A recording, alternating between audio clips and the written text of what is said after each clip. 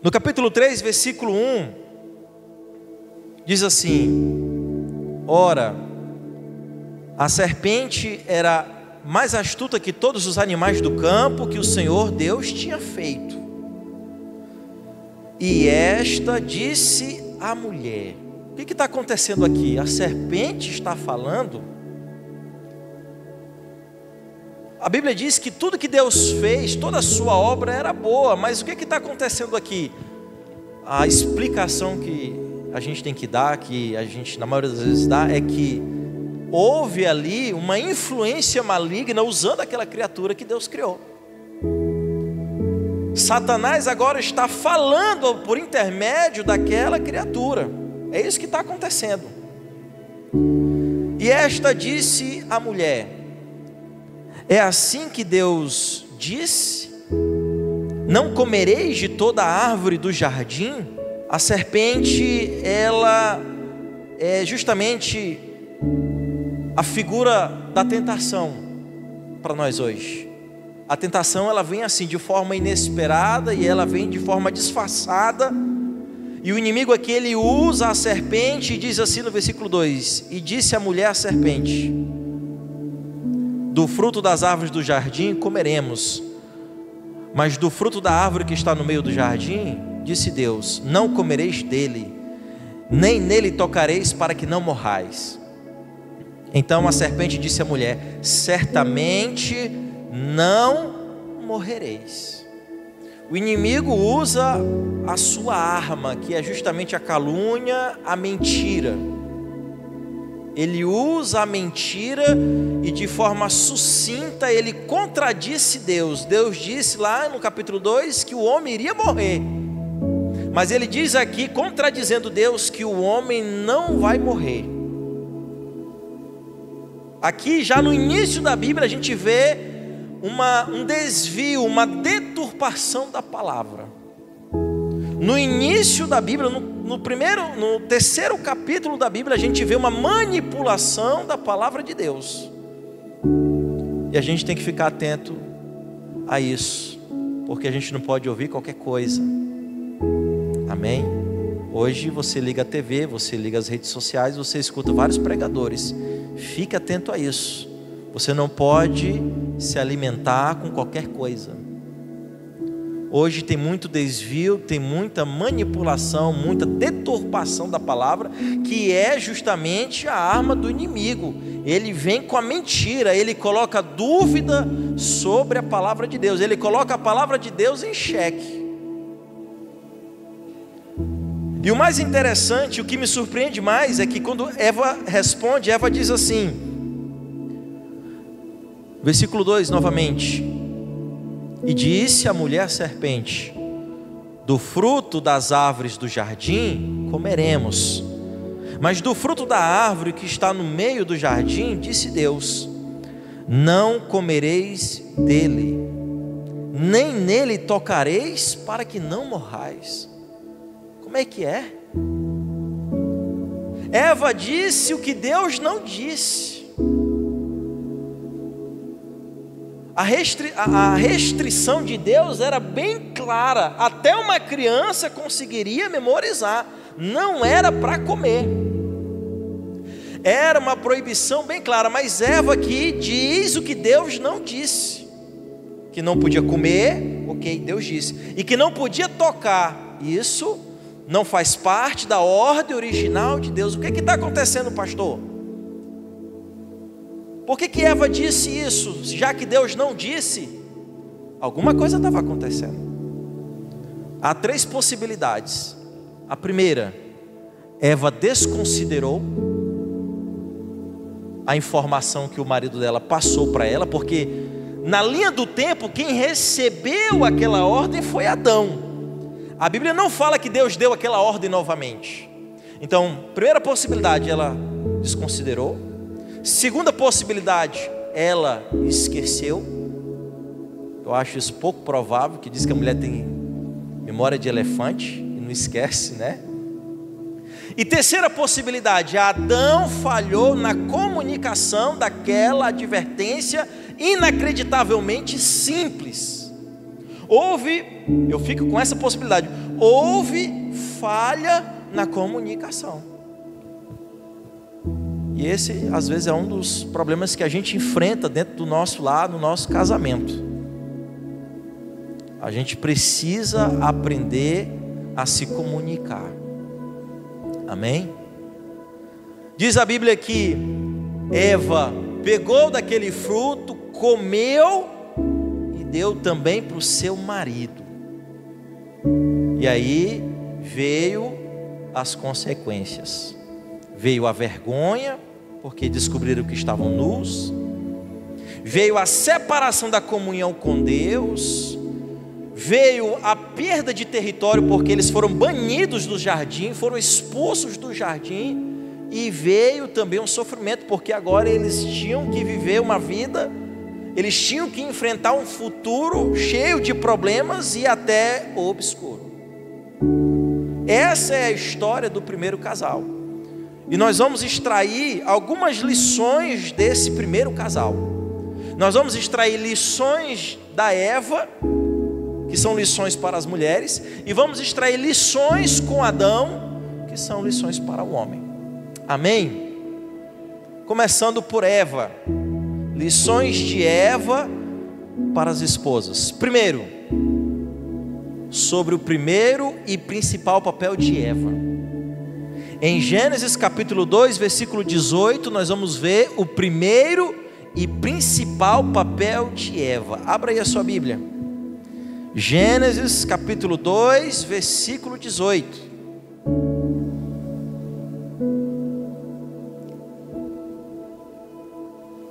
Diz assim: e disse o Senhor Deus: não é bom que o homem esteja só, far-lhe-ei uma ajudadora idônea para ele. Vou repetir: far-lhe-ei uma ajudadora idônea para ele. O principal papel e objetivo da mulher, então, é complementar o homem, é completar o homem, é realizar o homem.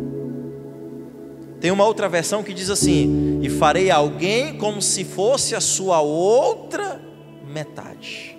Então a mulher vem para complementar, ela vem para completar, ela vem para realizar o homem, ela vem para ser companheira íntima, amiga e encorajadora do homem.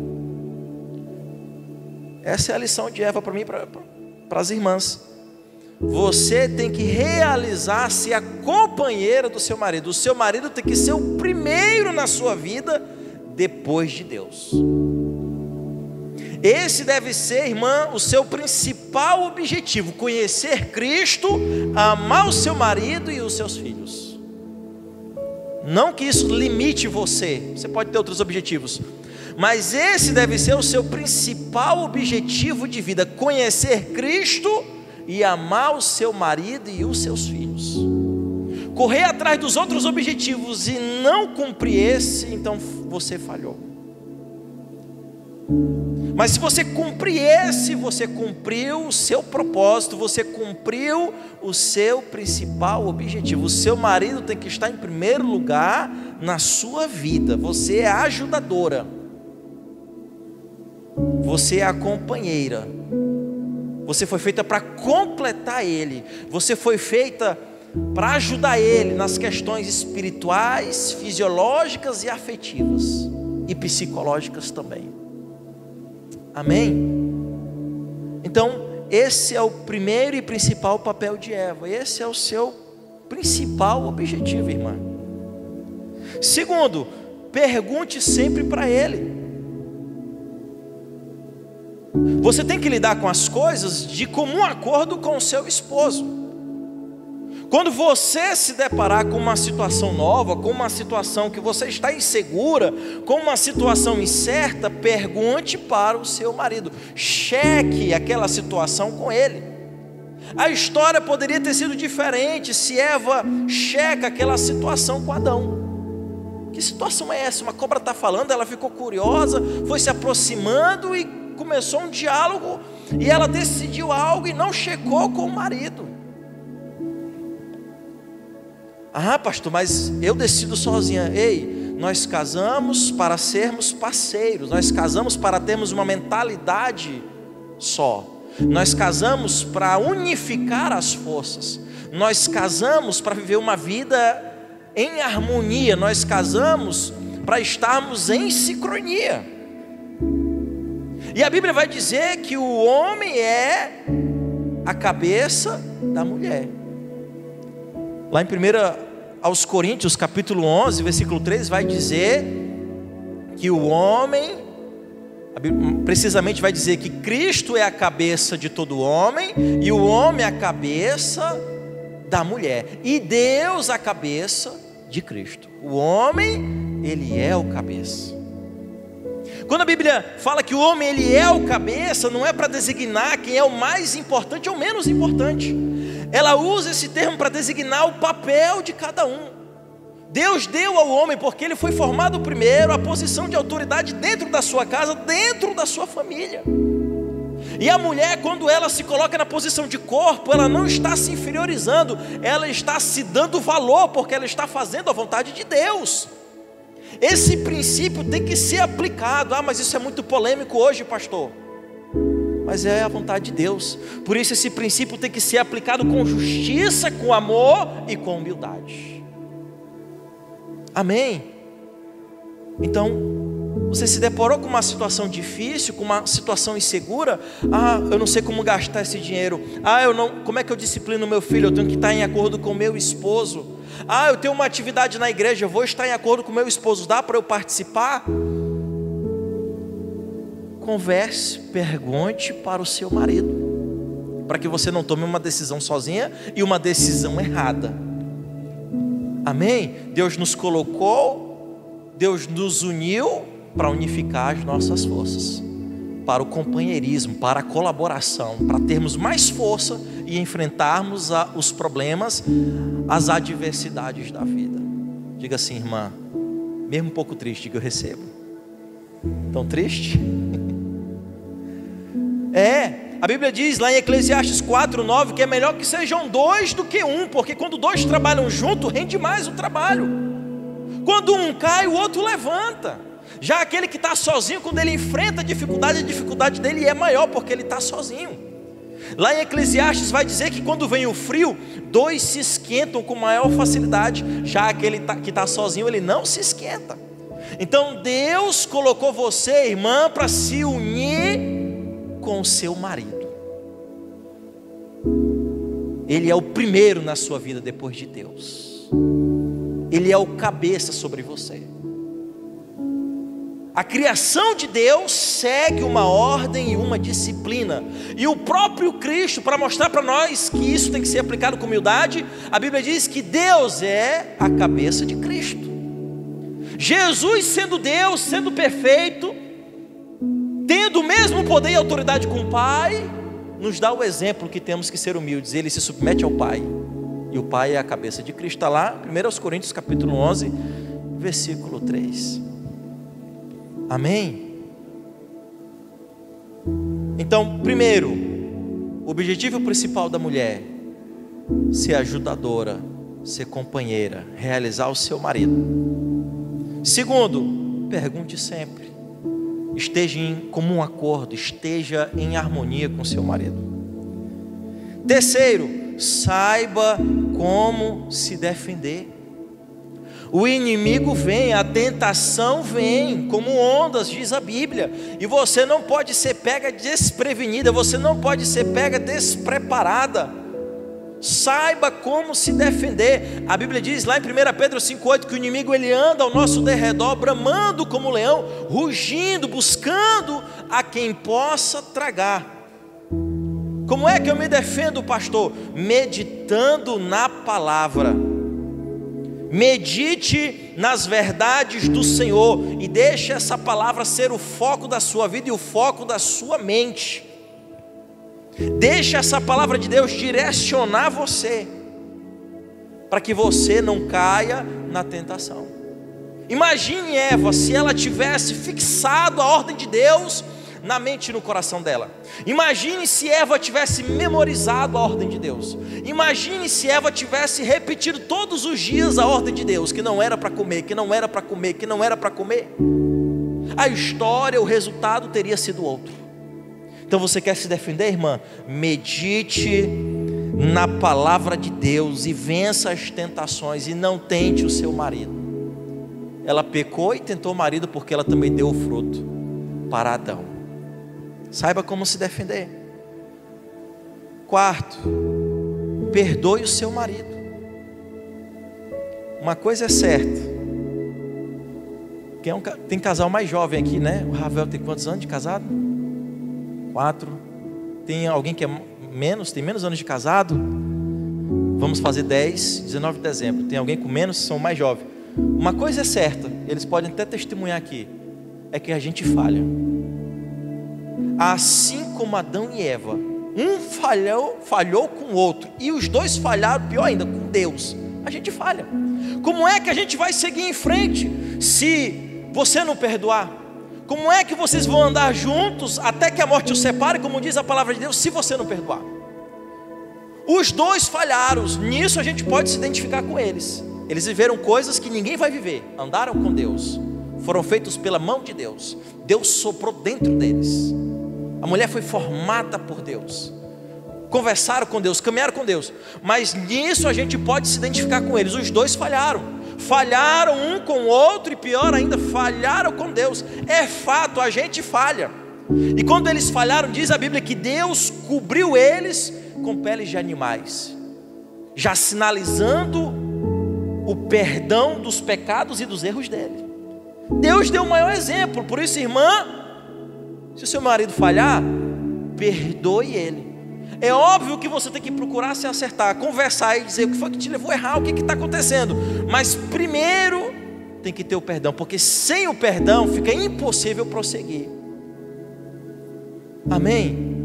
Então, o seu marido falhou, seja lá qual seja a área, perdoe, para que vocês possam prosseguir. Assim como Deus nos perdoou, a gente tem que perdoar.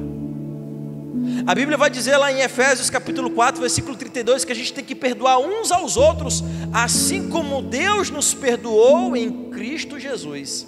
Então você que é uma cristã, você que experimentou o perdão de Deus, você tem uma ordem sobre a sua vida, que é estender esse perdão sobre o próximo, principalmente sobre a sua casa. Perdoe o seu marido. E você, irmão, perdoe a sua esposa. E se ele não me perdoar, pastor, não importa, perdoe o seu marido. Amém? Perdoe. Quinto, siga em frente. Só é possível seguir em frente se tiver perdão. Isso é interessante porque os dois sofreram consequências, foi um drama. Se esconderam de Deus, Deus acha eles, se vem um cara, o que está acontecendo? Tem discórdia, porque ele diz, olha, a culpa é dela, é sua. Ela olha para o lado, é da serpente, a serpente olha para o lado, não tem ninguém para culpar, fica calada. Tem discórdia, tem penalidade, tem punição, tem sofrimento. Agora Deus vai expulsar eles, eles vão ter que enfrentar uma vida agora sozinhos, uma vida totalmente nova, sem um rumo muito certo. Mas sabe o que acontece? A Bíblia não diz com essas palavras, mas eles pegaram um na mão do outro, se ajeitaram e seguiram em frente. Siga em frente. A Bíblia não diz que eles se separaram, eles não se separaram. Eles seguiram em frente, receberam o perdão de Deus e seguiram em frente. Entrelaçaram a mãozinha e saíram do jardim e viveram aquela vida no futuro incerto e obscuro, cheio de problemas. Amém? Siga em frente. Deus não te chamou para retroceder.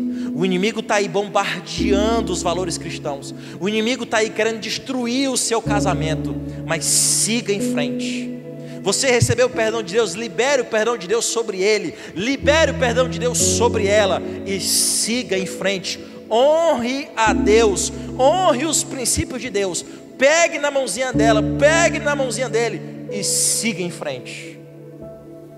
Porque a família é a base da sociedade, a família é a célula máter, é a célula principal. O casamento é uma instituição sagrada para Deus. Siga em frente.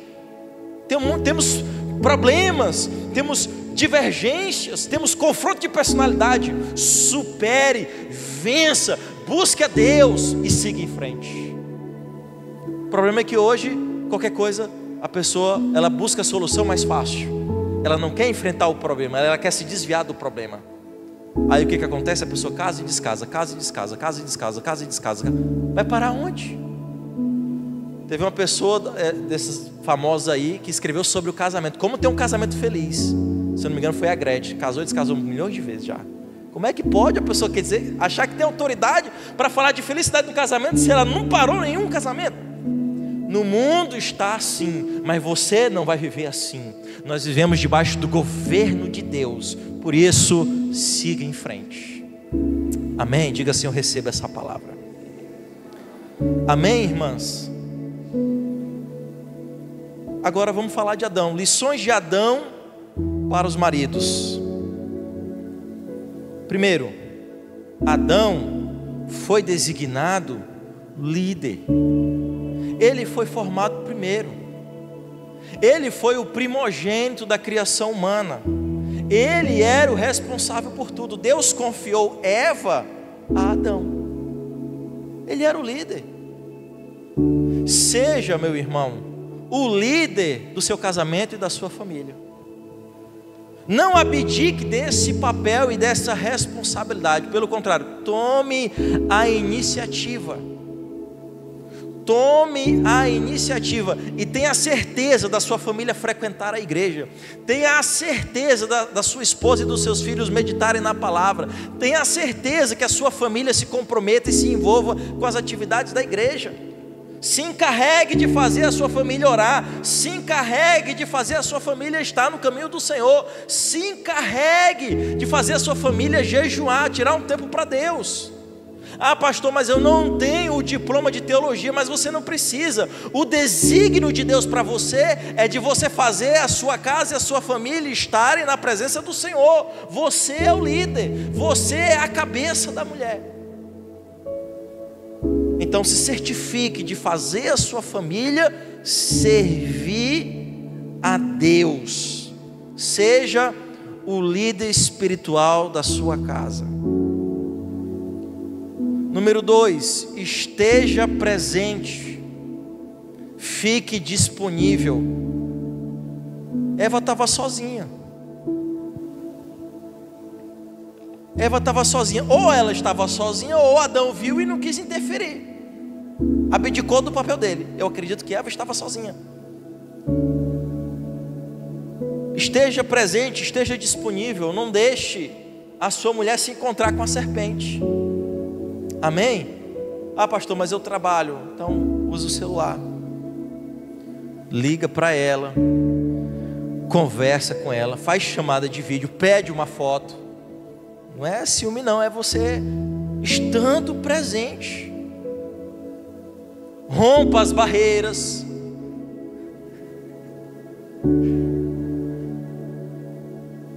Diga: oi meu amor, como é que tá aí o trabalho? Tá tudo bem em casa? Se ela estiver em casa, como é que estão as coisas? Manda uma foto aí. Aproveita, já manda uma mensagem: eu te amo, eu confio em você, você é minha esposa amada. E esteja presente. Cadê o Adão? Cadê o Adão? Estava ocupado com os animais. Ah, mas era uma ordem de Deus, mas não era para interferir na responsabilidade maior dele, que era para com a sua esposa.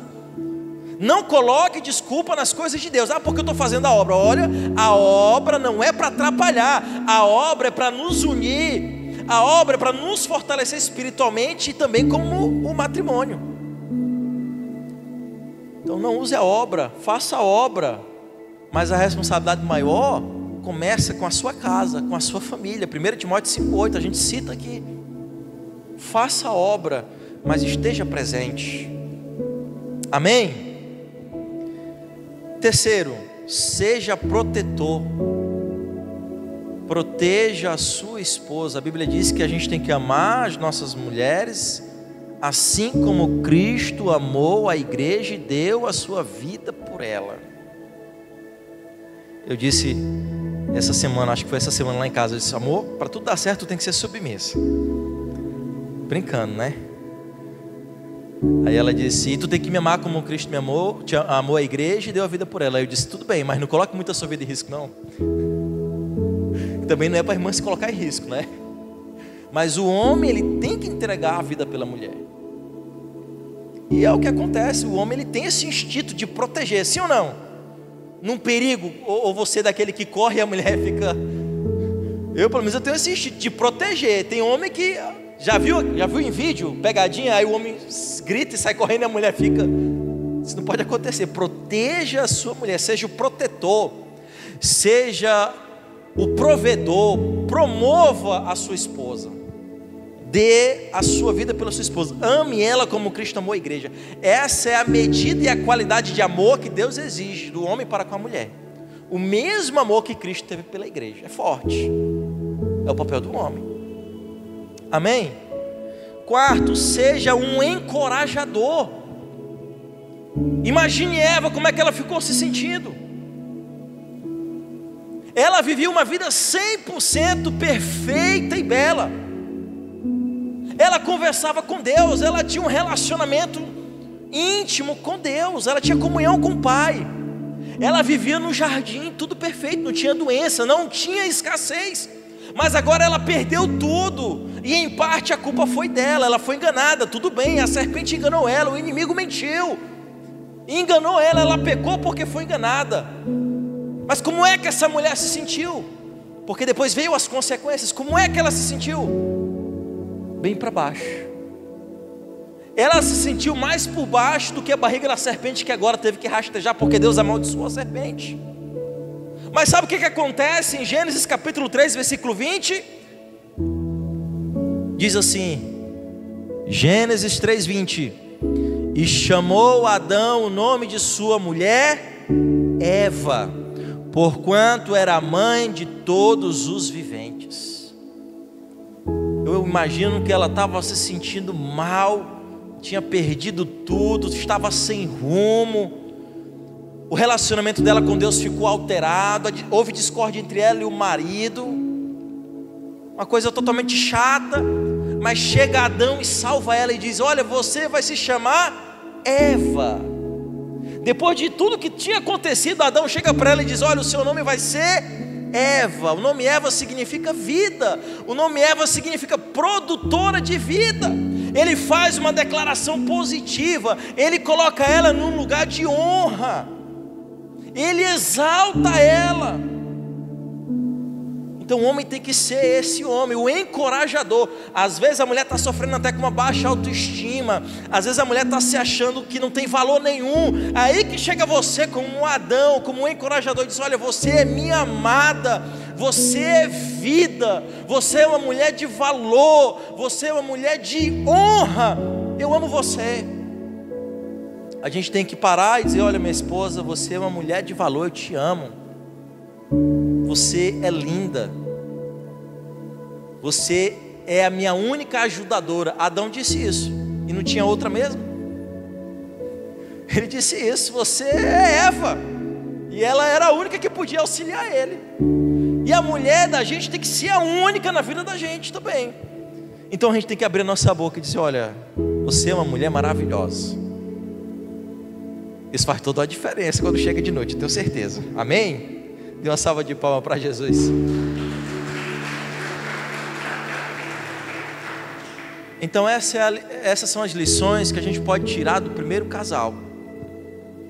Só para frisar, a gente já está encerrando, vamos orar. Lições de Eva para as esposas. O objetivo principal de Eva: ser ajudadora, companheira, completar, complementar, realizar o seu marido. o seu marido tem que ser o primeiro na sua vida depois de Deus. Pergunte sempre, ou seja, não é se inferiorizar, mas é lidar com as coisas de comum acordo. É melhor ser dois do que um. Eclesiastes 4:9. O homem é o cabeça, no sentido de que ele tem esse papel. Não é que você é menos importante, não é que você é inferior. Aliás, se você se submeter à vontade de Deus, você está se dando verdadeiro valor. Terceiro, saiba como se defender, medite na palavra, porque a tentação vem. E quando ela vier, se a palavra estiver na sua mente, se estiver fixa na sua mente, no seu coração, você vai resistir ao diabo. A Bíblia diz: resistir ao diabo e ele fugirá de vós. Quarto, perdoe o seu marido, ele vai falhar, assim como você falha com ele. A gente falha um com o outro, a gente falha com Deus, mas Deus deu um exemplo maior, já perdoou o primeiro casal, cobriu eles. Teve consequências, teve, mas perdoou eles, e depois já deu até uma esperança para eles, deu ferramentas para que eles pudessem prosseguir juntos. Deus disse: olha, vai nascer um da mulher que vai vencer Satanás. Deus já deu ali uma ferramenta para eles viverem, que era um futuro e uma esperança. Então perdoe o seu marido, siga em frente, enfrente os problemas, não corra deles, siga em frente, honre a Deus e a sua casa, a sua família. A mulher que tem vitória é aquela que tem a sua família. Lições para o Adão, para os homens, lições de Adão para os maridos. Você é o líder, lidere a sua casa. O seu propósito é de fazer a sua família andar nos caminhos do Senhor. Se encarregue de fazer a sua casa frequentar a igreja. Se encarregue de fazer os seus filhos e a sua esposa meditar na palavra. Se encarregue de fazer eles participar das atividades da igreja. Lidere a sua casa, não abdique desse papel. Segundo, esteja presente.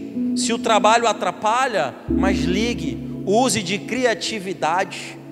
Procure estar presente na vida da sua esposa, fale com ela, converse mais com ela. Não uma conversa superficial, falando dos outros, mas falando de vocês, falando dos sentimentos de vocês. Se abrindo, falando das fraquezas, dos pecados, não sei.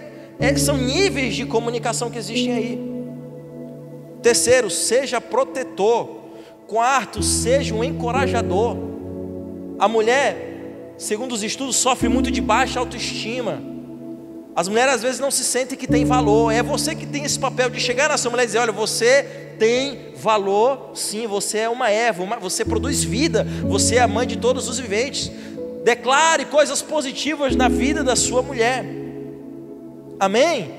Essas são as lições que a gente tira desse primeiro casal. Esse primeiro casal, eles eram um casal alicerçado, por isso que eles foram até o fim. Nós precisamos ter um casamento alicerçado em que, pastor? No amor. O amor é o alicerce. Sabe por que eles foram até o fim? Porque eles amavam a Deus, porque Deus amava eles, e eles amavam um ao outro. Aí, meu irmão, pegaram na mãozinha um do outro, foram expulsos do jardim, mas foram viver junto até o final.